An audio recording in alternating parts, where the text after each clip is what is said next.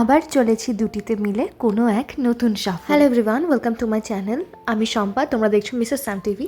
আজকের এই ব্লগটাকে বলা যেতেই পারে একটা ট্রাভেল ব্লগ, কারণ আমরা ঘুরতে যাচ্ছি। আর কোথায় ঘুরতে যাচ্ছি সে সব কিছুই আমি তোমাদেরকে বলবো এক্ষুনি।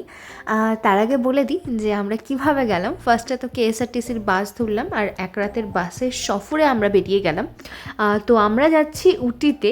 তো উটিতে আমরা কোথায় কোথায় ঘুরলাম, কী কী করলাম সমস্তটাই তোমাদের সাথে আমি শেয়ার করব। তার জন্য তোমরা পুরো ব্লগটাকে দেখতে থাকো। উটিতে প্রথম দিন কী কী করলাম আজকের এই ব্লগটাতে আমি সেটাই শেয়ার করছি। ফার্স্টেই তো ব্যাঙ্গালোর থেকে আমরা বাস ধরলাম উটির জন্য। আর দেখো, বাসে করে যেতে যেতে কত বন্য পশু আমরা দেখলাম। হরিণ দেখেছি, হাতি দেখেছি, ময়ূর দেখেছি। আসলে উটি থেকে ব্যাঙ্গালোর যাওয়ার যে মধুমালাই ফরেস্টের ভেতর দিয়ে যে রোডটা আছে, সেই রোডটা ধরেই আমাদের বাস গেছিলো। তো প্রথমেই তো বাসে করে পৌঁছে গেলাম উটি বাসটা। আর আমরা উটি যাওয়ার আগেই আমরা ক্যাব বুক করে রেখেছিলাম, যে গাড়িটা আর কি 3 দিন আমাদের উটিতে ঘোরাবে। তো সেই আমাদেরকে এখান থেকে নিতে এসেছিলো। আর আমরা যে রিসর্টটায় ছিলাম তার নাম হোটেল ময়ূরা সুদর্শন। এটা কিন্তু কর্ণাটকা স্টেট গভর্নমেন্টের একটা হোটেল। আর এত অপূর্ব সুন্দর। আর সবথেকে অপূর্ব ব্যাপার এটাই ছিল যে আমাদের রিসর্টের সাথে কর্ণাটকা সিরি হর্টিকালচার গার্ডেনটাও কিন্তু অ্যাটাচড ছিল। মানে আমাদের এই গার্ডেনে যাওয়ার জন্য কোনো রকম কোনো চার্জেস পে করতে হতো না, কোনো টিকিট কাটতে হতো না। তো আমরা এই রিসর্টের উডেন কটেজ নিয়েছিলাম। এখানকার উডেন কটেজ রয়েছে 3টে, আরও দেখলাম পরে তৈরি করছে অন্যদিকে। তো উডেন কটেজ থেকে খুব সুন্দর ভিউ পাওয়া যায়। আর আমাদের এই উডেন কটেজ বুক করার পেছনে রয়েছে একটা স্টোরি। যেহেতু আমরা লাস্ট কর্নার উডেন কটেজটা চাইছিলাম, তার জন্য আমরা গোয়ায় বিবো, তারপরে এই ময়ূরা সুদর্শন হোটেলে বারবার ফোন করে ওদেরকে বলেছিলাম আমাদের যেন উডেন কটেজ একদম লাস্ট কর্নার যেটা, সেটাই দেওয়া হয়। তো লাকিলি আমরা সেটাই পেয়ে গেছিলাম। ওরা জানিয়েছিল যে যদি অ্যাভেলেবেল থাকে তাহলে নিশ্চয়ই আপনাদেরই দেওয়া হবে, আর অ্যাভেলেবেল ছিল। তো দেখো, উডেন কটেজটা কেন আমরা চাইছিলাম, যেহেতু ওখান থেকে একটা দারুণ ভিউ পাওয়া যায়। বাদবাকি দুটো উডেন কটেজ থেকে কিন্তু ওই বড় বড় গাছে ব্লক করে দেয় ভিউটা, সেজন্য আমরা এই কটেজটা নিয়েছিলাম। পুরো এই রিসর্টটার আর এই পুরো কটেজটার একটা আলাদা ভিডিও আমি তোমাদের সাথে শেয়ার করব, যেখানে আমি পুরো ডিটেলসে দেখিয়েছি যে কেমন কী আছে, কী সুবিধা তোমরা পাবে, সমস্ত কিছু। দেন কেমন কী কস্টিং সেটাও আমি তোমাদের সাথে শেয়ার করব অন্য একটা ভিডিওতে। এই ভিডিওতে যদি এত কিছু দেখাতে যাই তাহলে সত্যি বলতে ভিডিওটা অনেক লং হয়ে যাবে। আমরা রুমে ফিরে ফ্রেশ হয়ে রেডি হয়ে গেছিলাম। আর এটা ছিল আমার ফার্স্ট ডে লুক। তো আমরা তো সকাল থেকে এসে ব্রেকফাস্ট করেছিলাম না। আর এই হোটেলেই কিন্তু নিজস্ব রেস্টুরেন্ট আছে, তো আমরা ভেবেছিলাম সেখানকার রেস্টুরেন্ট থেকে খেয়ে নেব। তো যথারীতি যেমন ভাবনা তেমনি কাজ, আমরা রেডি হয়ে রেস্টুরেন্টের দিকে এগিয়ে যাই। তো এটা হচ্ছে ময়ূরা সুদর্শনের ওন রেস্টুরেন্ট। এখানে কিন্তু আমরা উইথ ব্রেকফাস্ট নিয়ে নিই, আমরা উইদাউট ব্রেকফাস্টে নিয়েছিলাম, তাই আমাদের প্যাকেজের সাথে ব্রেকফাস্ট ইনক্লুড ছিল না, আলাদা করেই আমাদের পে করে খেতে হতো। তো যাই হোক, এই যে রেস্টুরেন্টের ভেতরে আমরা ঢুকে গেছি।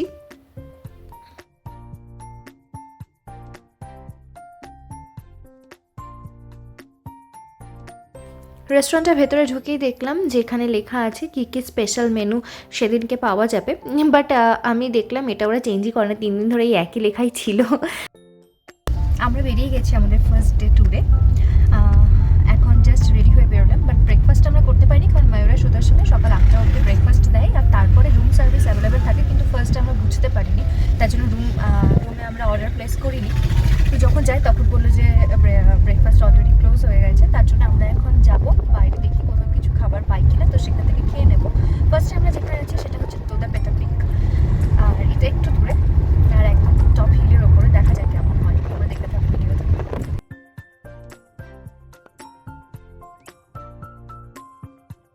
আমরা পৌঁছে গেছি Doddabetta peak. Dodda means I guess Kannada বা তামিল ভাষাতে বলা হয় বড়, আর পেট্টা মানে পাহাড়। আই গেস এই জন্য এর নাম বড় পাহাড় বা এরকম কিছু একটা আমি শুনেছিলাম, এখন খেয়াল পড়ছে না। তো দোদ্দাপেটা পিকে এন্ট্রি ফিস ছিল I guess 20 rupees per person. অ্যাডাল্টের জন্য একবার চেক করে নেওয়া যাক, চলো। সরি, 10 টাকা পার পারসন। আর ওখানে কিন্তু যখন আমরা ঢুকছিলাম তার আগে গাড়ির পার্কিং চার্জেসটাও নিয়ে নিয়েছে। এখানে ঢুকেই দেখলাম একটা ওয়াচ টাওয়ার আছে, যার ওপরে গিয়ে আরও সুন্দর ভিউ পাওয়া যায়। তো আমরা ওপরেও যাব, ফার্স্টে নিচটা একটু দেখে নিই।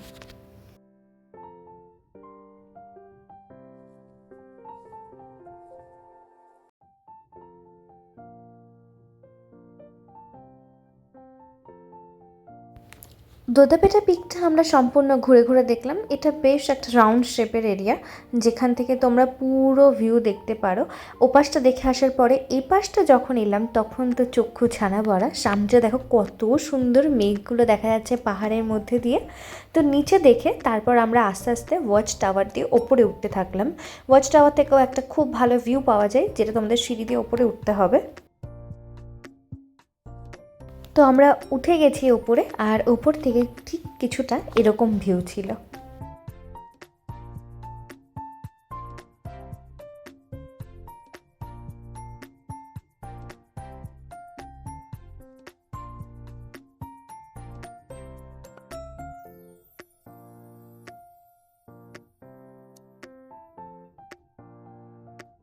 দোদাপেট্টা পিক থেকে বেরিয়ে আমরা চলে এলাম টি ফ্যাক্টরি অ্যান্ড চকলেট ফ্যাক্টরিতে।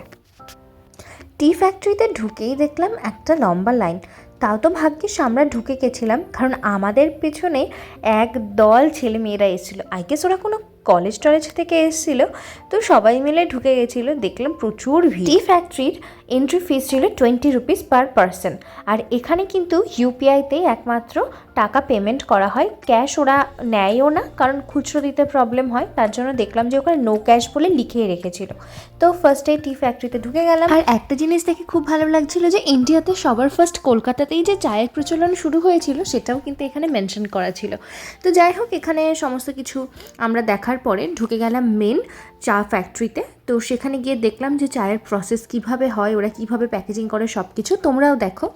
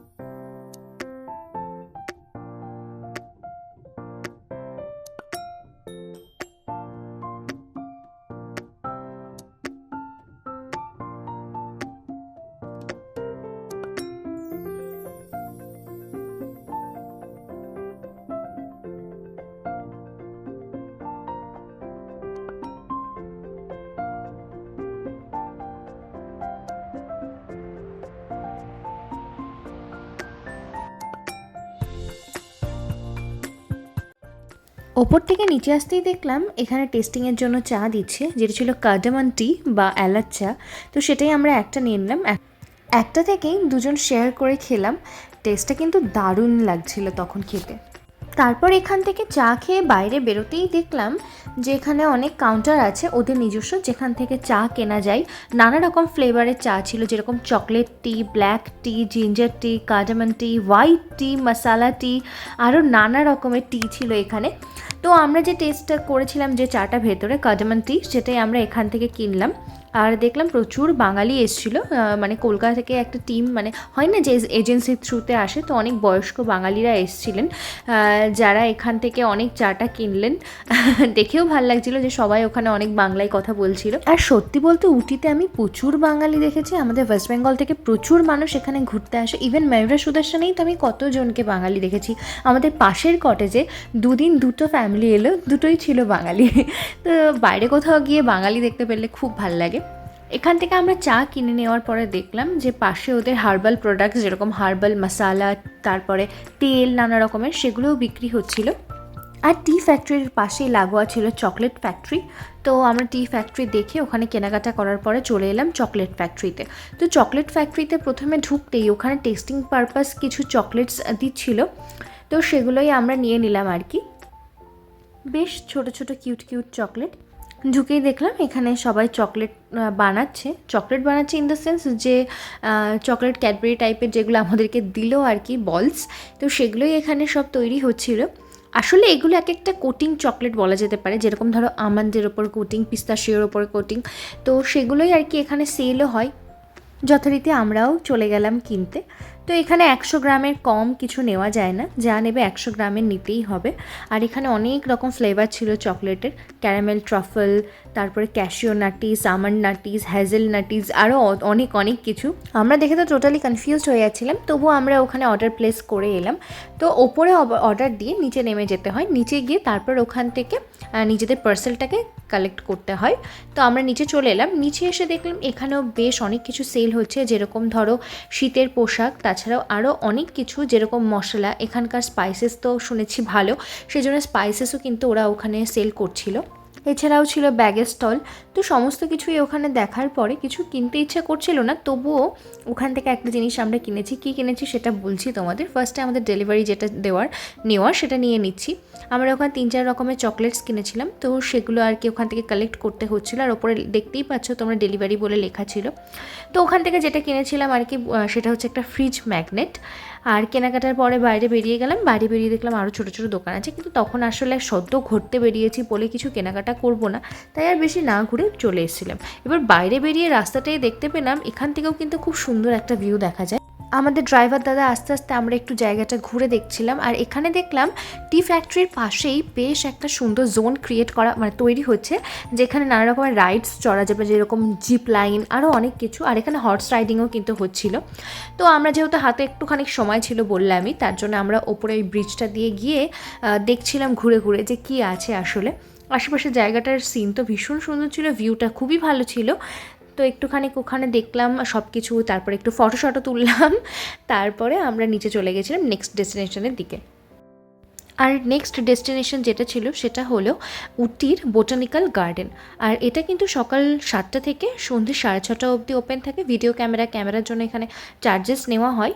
তো আমাদের কাছে যেহেতু ক্যামেরা ছিল তাই 50 টাকা চার্জ নিয়েছিল। অ্যাডাল্টদের জন্য কিন্তু 100 টাকা এখানকার শুধু এন্ট্রি ফি।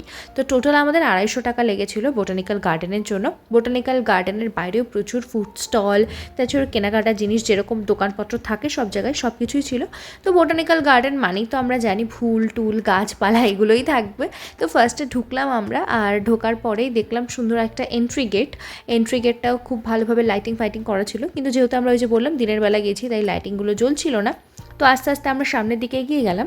আর বোটানিক্যাল গার্ডেনের ভেতরেই ছিল একটা গ্লাস হাউস, তো সেটাই ফার্স্টে দেখতে গেছিলাম আর কি। আর এখানে প্রচুর ছোট ছোট গাছের চারা ছিল যেগুলো লাগানো হচ্ছিল নতুন করে, তো সেগুলোও একটু দেখছিলাম। আর গ্লাস হাউসের ভেতরে ঢুকতেই দেখলাম কত কত রকমের ফুল। আমরা এখন আছি বোটানিক্যাল গার্ডেন। এটা একটা গ্লাস গার্ডেন, যেখানে এরকম গ্লাসের ভেতরে অনেক অনেক ফুলস রয়েছে, ফ্লাওয়ার্স রয়েছে, নট ফুলস রয়েছে, উল্টাপাল্টা বলি আমি। যাই হোক, খুব সুন্দর জায়গাটা, তোমাদেরকে দেখাচ্ছি। তো সবাই ওখানে ফটো তুলছিল, আমরাও বেশ কিছু ফটো সব তুলে নিয়েছি। তো এখানে দেখো জায়গাটা কিন্তু সত্যিই খুব সুন্দরভাবে অর্গানাইজ করে, নানা রকমের ফুল ফুটেছিল। বোটানিক্যাল গার্ডেনে আমরা খুব বেশি টাইম স্পেন্ড করতে পারিনি, কারণ তখন লাঞ্চ টাইমও পেরিয়ে যাচ্ছিলো, মানে প্রায় অলরেডি তখন 3-3:30 বেজে গেছে। তার জন্য আমরা তাড়াতাড়ি করে ওখান থেকে বেরিয়ে চলে এসেছিলাম ময়ূরা সুদর্শনেই আবার, কারণ সেদিন মোটামুটি আমাদের সব কিছুই ঘুরে দেখা হয়ে গেছিলো। আর উটি লেক যাওয়ার কথা ছিল, তো সেটা আমরা সেদিন যাইনি, কারণ প্রথম দিন মানে একটা জার্নি সেরে এসে খুব টায়ার্ড লাগছিলো, তাই ভাবলাম যে উটি লেকটা পরের দিন করা যাবে। আজকে আমাদের হোটেলের সাথেই যে গার্ডেনটা সেখানে যাব। তো দুপুরে এসে আমরা ময়ূরা সুদর্শনে খেয়ে নিলাম, ভাত ডাল আর একটা চিকেনের কারি নিয়ে নিয়েছিলাম।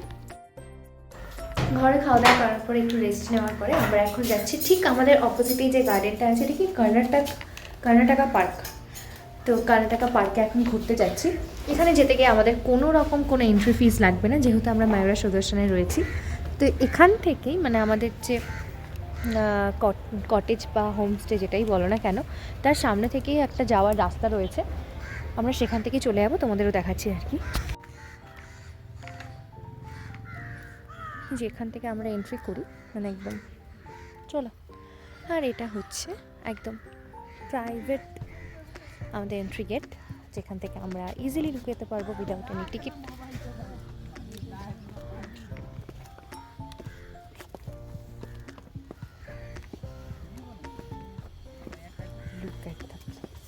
কি দারুণ ওই জায়গাটা।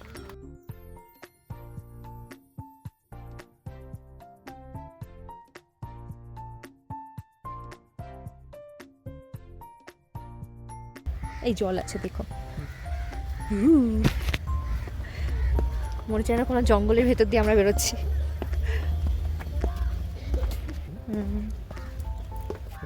এই দেখে নেবো কিন্তু, হ্যাঁ সিঁড়িগুলো একটু এদিক ওদিক আছে, সাবধানে। মেনটেন করে।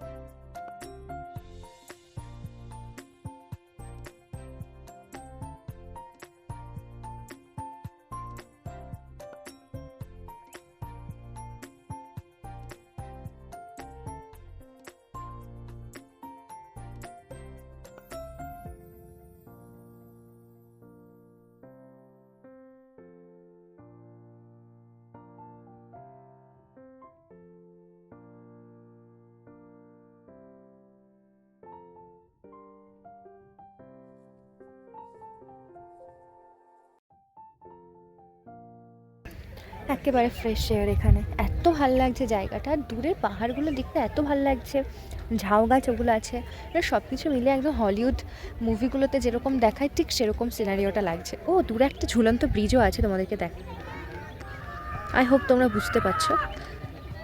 এই যে এইটা হ্যাঁ এটা, এই যে এইটা হচ্ছে একটা ঝুলন্ত ব্রিজ। দেখি আমরা ওখানেও যাবো আশা করি। এটা অনেকটা বড় একটা গার্ডেন, তো যেতে বেশ খানিকটা সময় আমাদের লাগবে। আর এখন যেহেতু একটু সন্ধে হয়ে আসছে, তো তাড়াতাড়ি করার চেষ্টা করব। কিন্তু এত ফটোজেনিক প্লেস আর এত ফটো তোলার জায়গা যে কতটা তাড়াতাড়ি করতে পারবো সেটাই ভাবছি। এটা দেখো কি অসম্ভব সুন্দর করে বানিয়েছে, ওখান থেকে যেন জলের ঝর্ণা ধারার মতো বয়ে আসছে, কিন্তু সম্পূর্ণটাই ফুল দিয়ে তৈরি। আবার ওপরে একটা ব্রিজও করেছে, এটা আমার দেখে দারুণ লেগেছে, মানে খুব সুন্দর ইউনিক কিছু। তো পুরো গার্ডেনটাই এত অসম্ভব সুন্দর, মানে কোনটা ছেড়ে কোনটা কি বলবো সেটাই আমি ভাবছিলাম। যাই হোক, এবার এখান থেকে ছেড়ে আমরা আরেকটু আগে পুরো বাগানটাতেই চারিপাশ থেকে এদিক ওদিক দিয়ে যাওয়ার রাস্তা।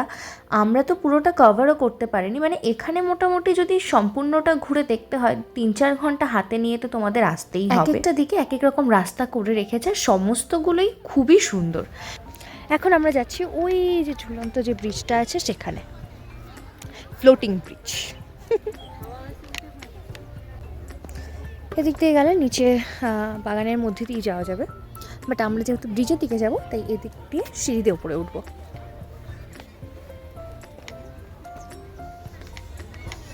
পুরো বাগানটাই এতটাই সুন্দর, মানে জাস্ট আমরা ভাবছি যে কোথায় একটু দাঁড়াবো, কোথায় বসবো বা কোথায় যাব, একদমই কনফিউজড। আচ্ছা সামনে একটা কিছু দেখতে পাচ্ছি, এটা মনে হয় কোনো নার্সারি টাইপের কিছু একটা হবে, এখন এটাকে স্কিপ করবো।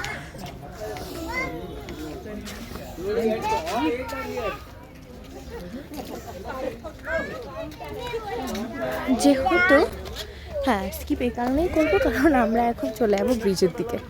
আচ্ছা এদিক থেকে ব্রিজটা আরও যাওয়া যায় কিনা একটু দেখে নিই।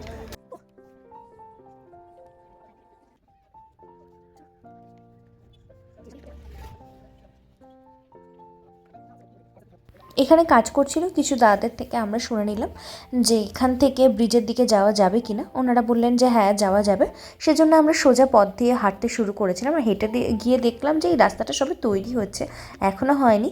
পরে বুঝলাম যে ব্রিজে যাওয়ার মেন রাস্তা ওই নিচ দিয়েই আর কি, যে রাস্তাটা আমরা স্কিপ করেছিলাম, ওই যে রাস্তাটা তোমরা দেখতে পাচ্ছ নিচের, ওখান থেকেই আসলে ব্রিজে যাওয়া যায়। তবে ওপর দিক দিয়ে গিয়েও খুব একটা খারাপ লাগেনি, কারণ ওপর থেকে ভিউটা যেন আরও বেশি সুন্দর লাগছিল। কারণ এই বাগানের এই সাইডটাতে চা বাগান, আবার তো চা বাগানের মধ্যে দিয়েই আমরা যাব আর কি।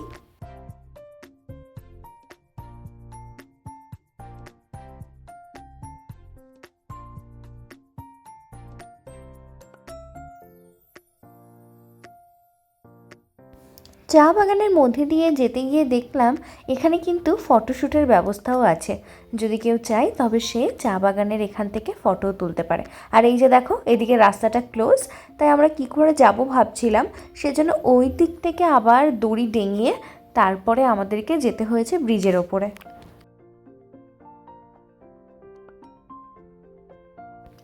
ওদিক থেকে যে মেন রাস্তাটা আসছিল নিচ দিয়ে, সেই রাস্তা করে এসে এরকম সিঁড়ি দিয়ে ওপরে উঠলে কিন্তু ব্রিজের দিকে যাওয়া যায়। আমরা পেছন দিক থেকে ঘুরে এলাম। ব্রিজ থেকে দেখতে পেলাম দূরে একটা ছোট্ট ড্যাম মতোও করে রেখেছে। মানে কি নেই এই বাগানের মধ্যে, সব কিছু মিলিয়ে মিশিয়ে খুব সুন্দর। যদি কেউ উঠে যাও এই বাগানটাকে কিন্তু একেবারেই মিস করো না। আরেকটা কথা বলবো, যখনই যাবে হাতে একটু সময় নিয়ে যাবে, তাহলে কিন্তু খুব ভালোভাবে এক্সপ্লোর করতে পারবে, দেখতে পারবে। কারণ এই যে আগেই বললাম, এই পুরো গার্ডেনটাকে ঘুরে দেখতে কিন্তু প্রায় 2-3 ঘন্টা সময় তোমাদের লেগেই যাবে।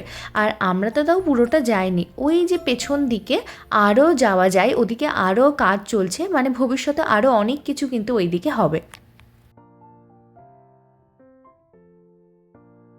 ব্রিজ থেকে নামার রাস্তাটাও কিন্তু ছিল বেশ ইউনিক।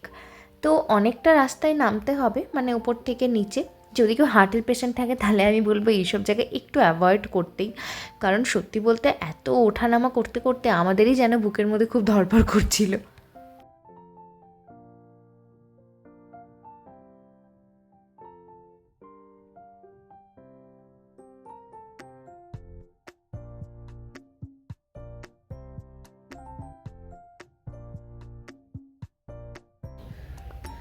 এইটুকু রাস্তা ট্রেক করতে আমাদের জীবন বেরিয়ে গেছে।